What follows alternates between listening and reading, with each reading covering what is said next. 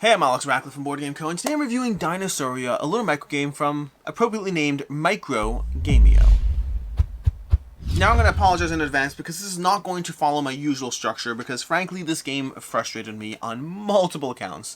There were multiple small things left, right, and center that frustrated me, so we're just going to dive into this, talk about how it plays, talk about my frustrations. If it's not already clear, I don't recommend this game. If you are the designer or publisher, I apologize. I don't love doing these types of videos. I really don't.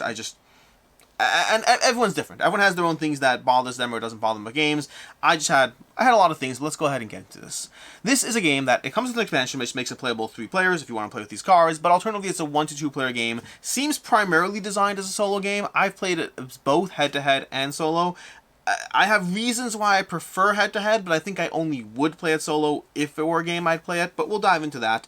But the general idea in the game is you're either trying to hatch a bunch of eggs, scoring points, or alternatively you're playing against this AI bot in solo, where you're going to be trying to hatch nine eggs effectively. You're going to be slowly grabbing dinosaurs, eventually paying to hatch them and flipping them over, and you have to go ahead and hatch 9 dinosaurs total in order to actually score, and then from there you trigger endgame, you score, and then you weigh yourself up against the AI bot to see who won in the game. That's the core idea. You're gathering dinosaurs, you're hatching eggs, and then you're weighing yourself against the AI bot. Past that, the turn sequence is every single round you're going to have 3 actions. Now, my first complaint is, we're going to have multiple complaints as we go through this. In fact, I'm going to complain as I review. We're going to mix it all together today. So, my first complaint is the fact that the game gives you a microgame that requires a whole bunch of coins and a bunch of dice. Now, I admire the efficiency of trying to really keep a game micro by saying, hey, you know what, this is a microgame, but you have to supply like 50 coins, and by the way, you're going to need like all 50 coins, unless you use denominational coins and make change, you're going to need like at least 40 to 50 coins in the game, and so yes, you actually need that stack of coins. Plus you need a bunch of dice, and unless you're fitting into the dice, so it keeps the cost low. I can get behind that. But then you, as the consumer, still have to provide those things, and if you're using it from another game, then that kind of defeats the point of a microgame, at least to me. Saying, hey, get a pencil, cool, I can live with that. Saying get dice and coins, at that point, this either is no longer a microgame, or you're supplying the cost. Not the end of the world, but I don't love the fact that I start this game off with a homework assignment, where can I get dice and coins from? And you're like, well, left, right, and center. Sure, but unless it's travelable, why is it a microgame? And also, I had to think about where I can grab 50 coins from. I settled on these extra viticulture coins that don't in any way look appropriate to the game, but hey, they function, and I can make change, which makes that a little easier. My second complaint, before we dive into things, is the setup for the game the setup is not great in the game. The setup is teaching you the setup for a regular game while showing you the picture for a solo game, then adding in the solo rules after, and also the way it kind of tells you to orient things is different than the demonstrated setup, which means if you're looking at the picture of how to set up the game versus reading the text, it's not clear. Minor nitpick, I can get over that, we're all good here.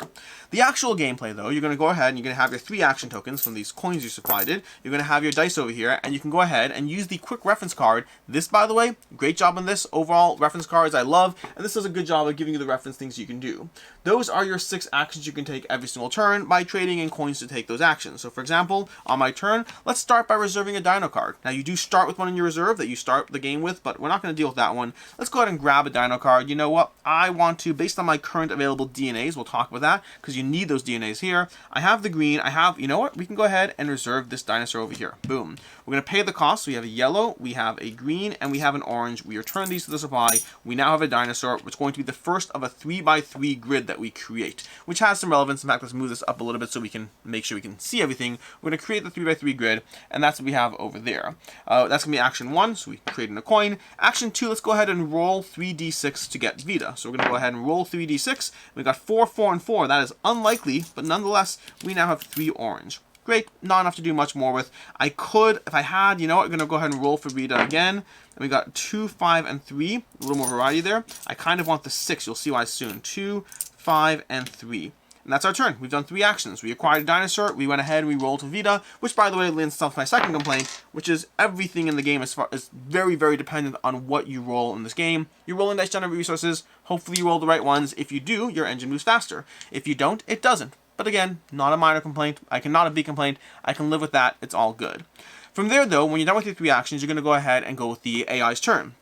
So you're going to go ahead, you're going to refresh the catalog or whatnot. You're going to, sorry, not refresh the catalog. You're going to move these around over here. You're going to go ahead and then have the AI is going to pull away a card. You're going to refresh the stuff over there. And then from there, we're going to have the AI roll 2 dice. and depending on this chart, the AI is going to generate some resources. So specifically, we rolled an 8, so we're going to generate 2 of those footprint resources, which means we're going to put them on the footprint side of the robot where we track things. Now, here is where we get into 2 complaints, okay? We got 2 complaints to go from here, and they're both fun ones.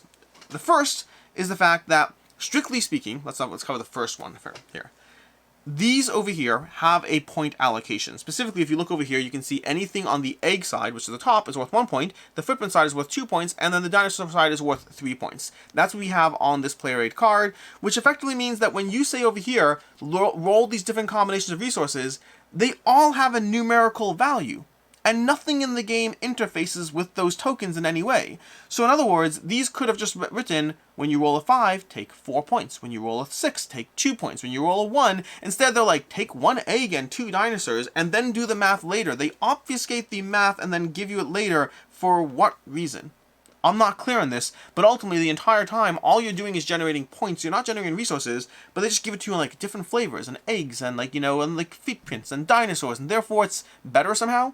I don't understand at all. Like, maybe I'm missing something. If I am, I apologize. I'll pin an update. By the way, please check this review for pinned updates.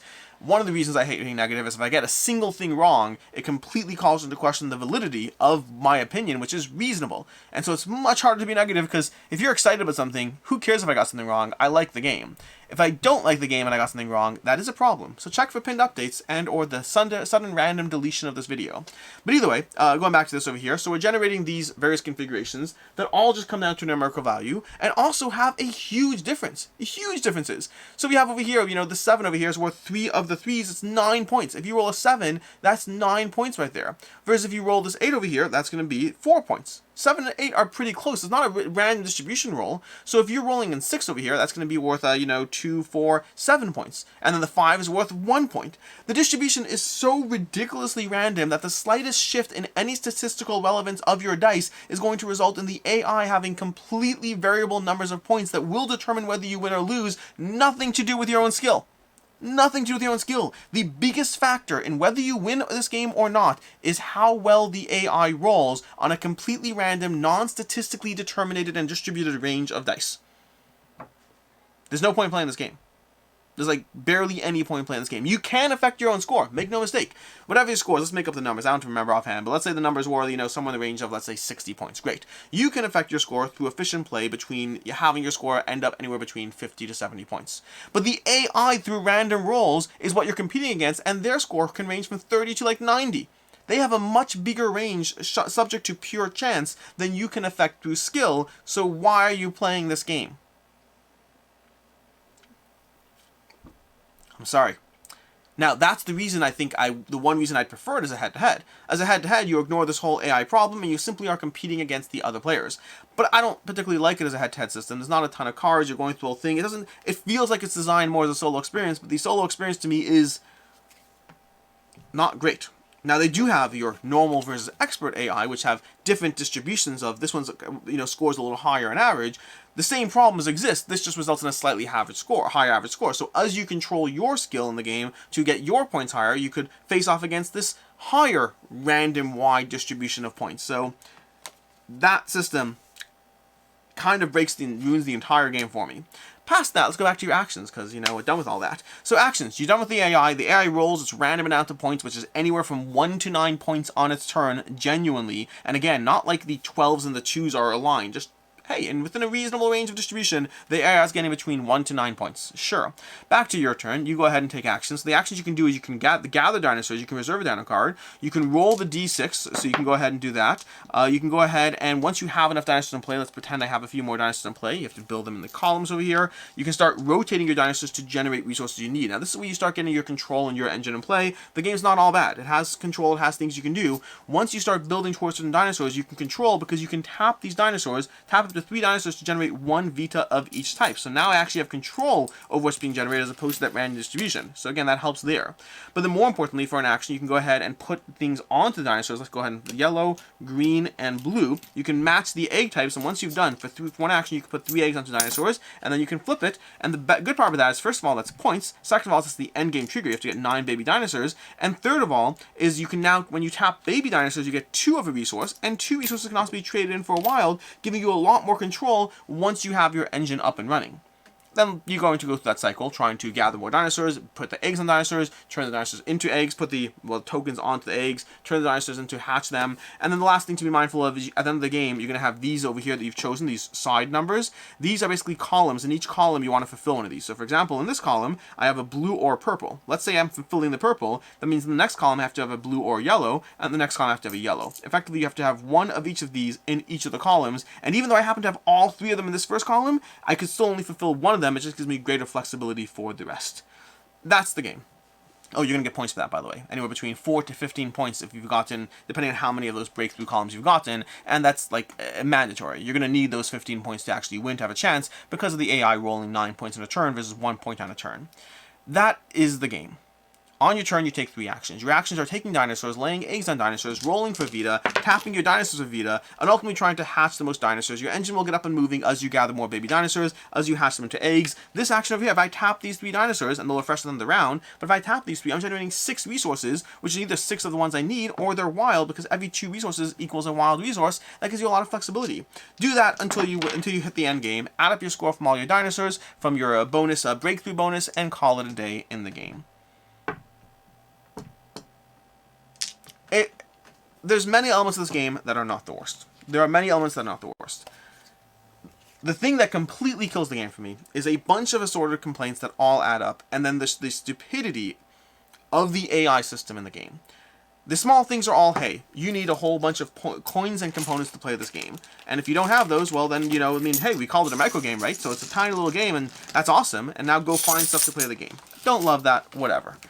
Past that, the rules, not the best, and the rules, showing the setup page just got confusing, kind of made things worse rather than making things better. The thing that kills it for me is the weird obfuscation of points amongst symbols, for whatever reason, and then the fact that the AI has such a huge distribution in their points that it kind of makes playing the game feel like a slightly pointless exercise in just approaching the game and playing because, hey, it's a game, let's play it. I think there's some decent things here, but I think that what the game does well has been done before, and the things that the game tries to innovate upon are just bad. I recommend passing on Dinosauria. I will not be playing this game again. Check for pinned updates, because who knows, maybe I'm wrong. I don't know. Do I even rate the game like this? A 1.5 out of 5? I don't like it. I'm Alex Ratcliffe from Board Game Co. I'm sorry about this video, and until next time, I hope you have a good one.